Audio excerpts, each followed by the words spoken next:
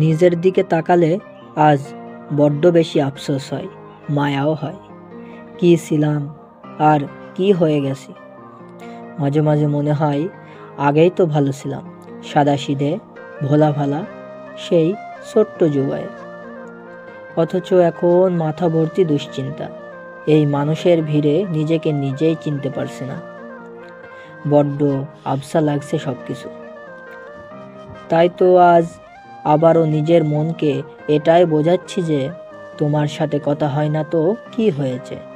তুমিও যে আকাশের নিচে থাকো, আমিও তো সেই আকাশের নিচেই থাকি, তাই না? আবার তুমিও যে পৃথিবীতে বাস করো, আমিও তো সেই পৃথিবীতেই বাস করি। অথচ এমন অনেক কথা আগেও অনেক কবি বলেছেন। না বাবা, আমি আবার কোনো কবি টবি না। আমি তো শুধু ভাবতেছি আর ভাবতেছি, এবং যেটা আমার কল্পনা, মন ও মস্তিষ্ক আমাকে বলে যে তোমাকে পাওয়া কি এতই কঠিন, নাকি তুমিও বাজারের পণ্যের মতো চাহিদা দেখা মাত্রই নিজের দাম বাড়িয়ে দিলে। না, আমি তোমাকে অপমান করছি না। আমি বরাবরই তোমাকে শ্রদ্ধা করি, কারণ আমি জানি ভালোবাসার কোনো একটি টপিক, যেটি হলো শ্রদ্ধা। সত্যি তো এটাই যে আমার ভিতরে জমা বেঁধে আছে অনেক এমন হাজার হাজার কথা যেগুলো তোমাকে বলা হয়ে ওঠেনি। তুমিও বলেছিলে যে তুমি বাঘ নও, কিন্তু আমি তোমাকে বলতেই পারিনি। আমি তোমাকে সেই 3 থেকে দেখতেছি, কিন্তু আমি আমার কল্পনায় ও মস্তিষ্কে যে তুমিকে দেখি সে তুমি নও, সেই তুমি আর তুমি নও। বাস্তবে তুমির মধ্যে অনেক পার্থক্য। আসলে তুমি তো তুমিই, অথচ কল্পনার তুমিকেই বাস্তবে চেয়েছিলাম। সেই তুমিকেই বড্ড বেশি ভালো লাগে। অতীত ভুলে গিয়ে বর্তমানটাকে সামনে এগিয়ে নিয়ে যেতে হবে, এই স্লোগানটাই তো তুমি আমাকে দিয়েছিলে, তাই না?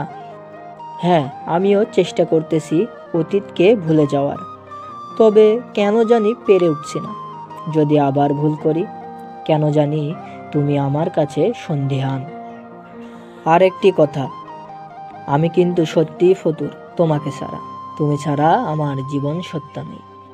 তাই তো শত ভুল দোষ হওয়ার পরও আমি তোমাকে নির্লজ্জের মতো সরি বলেছি শতবার। কই, তুমি তো আমাকে একবারও বলনি। তাই তো বলি, তোমার স্মৃতি আর তুমি শেষ হয়েও হলে না শেষ। তুমি আমাকে বিশ্বাস করতে পারো, আমি অনেক শৌখিন। কে জানি কে তোমাকে প্রেম শিখিয়েছিল। আমি তো ভালোবেসেছিলাম। হ্যাঁ, আমি হেরে গেছি আর তুমিই জিতেছো, তবে ভালোবাসার ব্যাপারে আমিই জয়ী। ধরো, একটি মেয়ের শরীরের গন্ধ আমার ভালো লাগে, এটাই হচ্ছে প্রেম। তবে তুমি কি জানো, আরেকটি মেয়ে আছে যাকে আমি অনুভব করি, তাকে ভালো লাগার জন্য তার উপস্থিতি কিংবা শরীরের গন্ধ আমার লাগে না, এটাই হচ্ছে ভালোবাসা।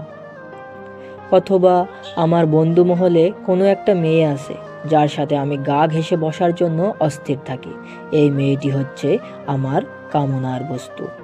একইভাবে আমার মস্তিষ্কের অন্দরমহলে আর একটি মেয়ে আছে যার সাথে আমি গা ঘেঁষে বসার জন্য অস্থির হই, কিন্তু তার অনুপস্থিতির জন্য আমি অস্থির, তার সাথে কথা বলার জন্যও আমি অস্থির। আর এই মেয়েটাই হচ্ছে আমার ভালোবাসার মানুষ। আবার কোনো মেয়ে আমার সাথে ইগো দেখালে আমিও তার সাথে সমান তালে ইগো দেখাই। কিন্তু তুমি কি জানো, আমার জীবনে এমন একজন মানুষ আছে যার শত অবহেলাতেও আমি তার সাথে ইগো দেখাতে পারি না, যদিও সে বলেছিল সে বাঘ নয়। আর এই 2 ব্যক্তির মধ্যে দ্বিতীয় জনই আমার ভালোবাসা। দেখো, আমি বিশ্বাস করি যে শারীরিক বা মানসিক আনন্দ কেটে যাওয়ার পরও যদি কোনো মানুষের সাথে আমার আজীবন থাকতে ইচ্ছে করে, তাহলে সেটাই হচ্ছে ভালোবাসা। আর যদি এরকম ইচ্ছে না আসে, তাহলে ব্যাপারটি ছিল প্রেম, যেটা তোমার আমার প্রতি ছিল। তাই তো অনুরোধ করছি তোমাকে, প্রেমকে ভালোবাসা বলে চালিয়ে দিও না আর কখনো। কারণ শারীরিক আকর্ষণ অনেকের প্রতিই থাকতে পারে, তবে মনের টানটা থাকে একজনের প্রতি, আর সেই একজনই হচ্ছে ভালোবাসার মানুষ। আমিও বুঝতে পারিনি এবং তুমিও বোঝাতে পারোনি যে তুমি প্রেম করতে করতে কবে যে নিজের অজান্তে ভালোবাসা ব্যাপারটাকে কবর দিয়ে দিয়েছ, যেটা তুমি নিজেও জানো না। হ্যাঁ, আমি সত্যি বলছি। তাই তো আমি যতই তোমাকে ভালোবাসি ভালোবাসি বলি না কেনই, তুমি তা বুঝবে না। তুমি বুঝবে শুধুই প্রেম, আর যখন বুঝবে, জানবে, তখন তোমার কিছুই করার থাকবে না। কারণ ইতিমধ্যে আমি হয়ে গেছি একটা অনুভূতিশূন্য রক্ত মাংসের রোবট। আর মনে রেখো, সৃষ্টিকর্তা তোমার কপাল থেকে ঘষে ঘষে 4 অক্ষরের ভালোবাসা শব্দটাকে তুলে নিয়েছেন। সেই জায়গায় লিখে দিয়েছেন 2 অক্ষরের প্রেম। তুমি ভালোবাসা বুঝবে না, এই কারণে তোমার শুধু প্রেম হয়, আর শুধু প্রেমই হবে, একটার পর একটা চলতেই থাকবে। আমি অভিশাপ দিলাম তোমাকে, তুমি অনেক বড় প্রেমিকা হবে। প্রেম তো পানির মতো, যতবার পিপাসা লাগে ততবার পান করা লাগে। কখনো কখনো পিপাসা এত বেশি থাকে যে পানিটা ভালো কি খারাপ দেখার সময় থাকে না। কিন্তু ভালোবাসা অমৃত, শালার পিপাসাই লাগে না।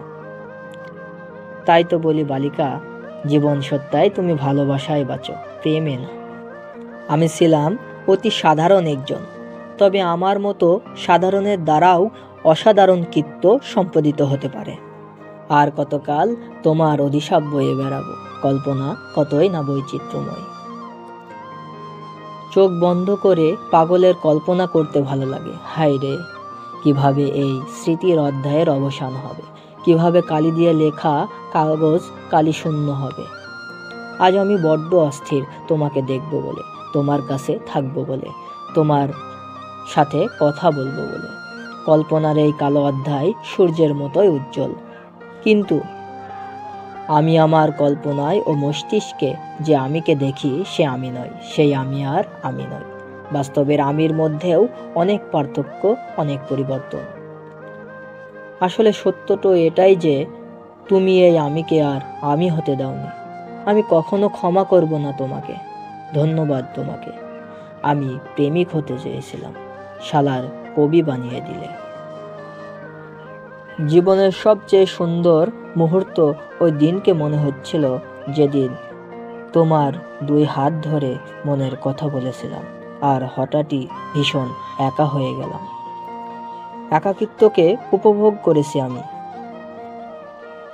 আবারও ধন্যবাদ তোমাকে, আমার সৃষ্টিকর্তা মহান রবকে চিনিয়ে দিলে। আর একদিন তুমিও ভীষণ একা হবে, আর সেদিন সৃষ্টিকর্তাকে চিনতে না পারলে তুমি একাকিত্বে মারা যাবে। সেই দিন নয় আমাকে একটু মনে করো। যদি আমায় গন্তব্যস্থল ভাবো, তাহলে সন্ধ্যার পাখির মতো গন্তব্যস্থলে ফিরে এসো। যদি ফিরে আসো, কোনো অভিযোগ থাকবে না। কল্পনার এই কালো অধ্যায়ের অবসান ঘটিয়ে আমরা একত্রে নতুন এক অধ্যায় লিখব। হয়তো আমি তোমায় ভালোবেসেছিলাম, নয়তো শুধুই আমার কল্পনাকে। পূর্ণ করে দাও আমার এই বর্জ্য অবিলাস, দিয়ে দাও নিষ্কৃতি। আমি ঋণী হয়ে থাকব, আর সেই ঋণ তোমার দায়িত্ব নেওয়ার মাধ্যমে পরিশোধ করব। তুমিই পারো লিখতে নওরোয়াজের সূচনা, তুমিই পারো এই ঘটাশুকে জ্যান্ত করতে, আর তুমিই পারো পাগলের কল্পনাকে কল্পনায় পাগল করতে। আমি পাগল, তুমি আমার কল্পনা।